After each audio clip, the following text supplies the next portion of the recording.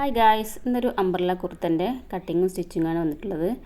ഇതിൻ്റെ total length വന്നിട്ടുള്ളത് 46 ഇഞ്ചാണ്. അപ്പോൾ ഇതിൻ്റെ യോക്ക് പാർട്ടിൻ്റെ ലെങ്ത്ത് കൊടുത്തിട്ടുള്ളത് 14 ഇഞ്ചാണ്. അപ്പോൾ മൊത്തം 15 ഇഞ്ച് എടുത്തിട്ടാണ് കട്ട് ചെയ്തിട്ടുള്ളത്. അപ്പോൾ ഇതിൻ്റെ നെക്കാണ് ഇപ്പോൾ നമ്മൾ സ്റ്റിച്ച് ചെയ്തിരിക്കുന്നത്. കട്ടിങ് വീഡിയോസൊന്നും ഇതിൽ ഞാൻ ആഡ് ചെയ്തിട്ടില്ല. നെക്ക് ഇതേപോലെ റൗണ്ട് നെക്കാണ്, ലൈനിങ് ഇല്ലാതെയാണ് ചെയ്യുന്നത്. അപ്പോൾ 1 ഇഞ്ച് വീതിക്ക് നമ്മൾ ക്രോസ് പീസ് വെച്ചിട്ട് ആദ്യം നെക്ക്, ഫ്രണ്ടിലെ നെക്ക് സ്റ്റിച്ച് ചെയ്തിരിച്ചു. അതേപോലെ തന്നെ ബാക്കിൽ നെക്കും സ്റ്റിച്ച് ചെയ്തിരിച്ചു. പിന്നെ അതിന് ശേഷം അതിൻ്റെ 2 ഷോൾഡറും ജോയിൻ ചെയ്തു. പിന്നെ സ്ലീവാണ് നമ്മൾ അറ്റാച്ച് ചെയ്തെടുക്കുന്നത്.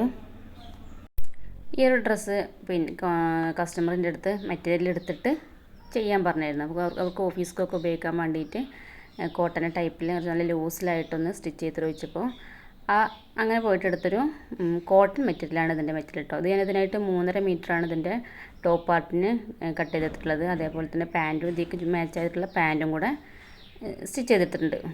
നമ്മൾ സ്ലീവ് അറ്റാച്ച് ചെയ്ത ശേഷം പിന്നെ അതിൻ്റെ യോക്ക് പാർട്ടിൻ്റെ മെഷർമെൻറ്റ് നമ്മളിട്ടു. യോക്ക് പാർട്ടിന് മാത്രമായിട്ട് മെഷർമെൻറ്റ് ഇട്ടു. പിന്നെ അതിന് ശേഷം അതിൻ്റെ സ്കേർട്ട് പാർട്ടും സ്റ്റിച്ച് ചെയ്തെടുത്തു. സ്കേർട്ട് പാർട്ട് ചെയ്തതിന് ശേഷം അതിൻ്റെ അടിവശവും നമ്മൾ മടക്കി അടിച്ചു. ഇതാണ് ഇപ്പോൾ അതിൻ്റെ ഫൈനൽ ലുക്ക് വരുന്നത്. അപ്പോൾ എങ്ങനെയുണ്ട്? ഇഷ്ടപ്പെട്ടോ? ഇഷ്ടപ്പെട്ടാലും ലൈക്ക് ചെയ്യണേ.